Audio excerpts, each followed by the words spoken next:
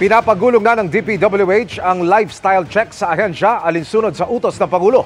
Bukod pa sa binuo nitong Anti-Corruption Task Force, habang ang BIR kasamang sinisilip pati mga contractor na posibleng kasabwat sa anomalya.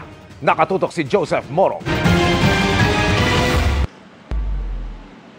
Handa raw si Department of Public Works and Highway Secretary Manuel Bonoan na buksan ang kanyang Statement of Assets, Liabilities and Net Worth o SALIN. Ng lifestyle check? Ito ay sa harap ng iniutos na lifestyle check ng Pangulo sa mga ahensyang tulad ng DPWH na may kinalaman sa mga flood control projects. Kahit naman daw ang mga ibang opisyal ng DPWH may inihahaing SALIN na public record at maaaring busisiin. We welcome that. Is it open to open your SALIN? Yeah. Well, if there's going to be a formal lifestyle check that will be carried on, I think public document naman to eh. Mga luxury vehicles, mga ganyan.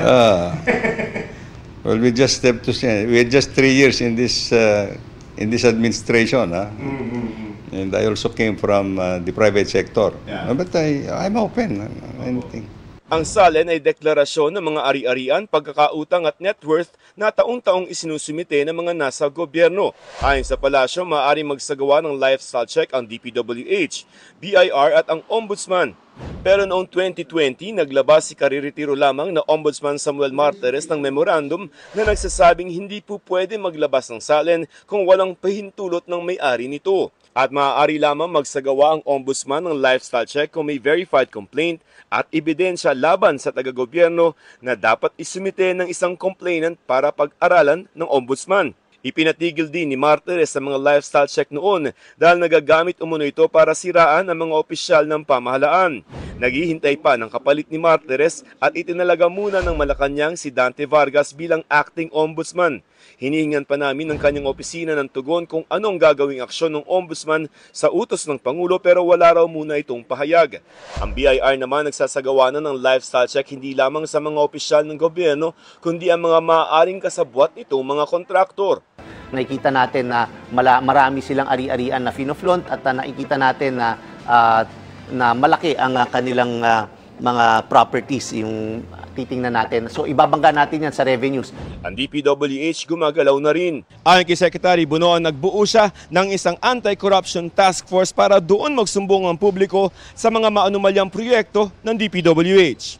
To be able for them to receive complaints about our people and do checking on them, yung mga kung may mga corruption practices. Tingin ni Bonoan may kumpiyansa pa sa kanya si Pangulong Marcos dahil pinapabilisan pa nito sa kanya ang mga investigasyon sa mga umano'y maanumalyang flood control projects. Tinututukan daw nila para sa posibleng paghahain ng reklamo ang mga proyekto sa Bulacan, Occidental at Oriental Mindoro at Iloilo. I serve at the pleasure of the President naman, and I think up to this time naman, the President has just been continuously instructing me to continue and expedite the investigations that we are doing and to file cases.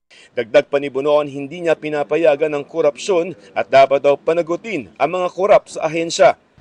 Let those who have betrayed public trust be answerable for their own actions.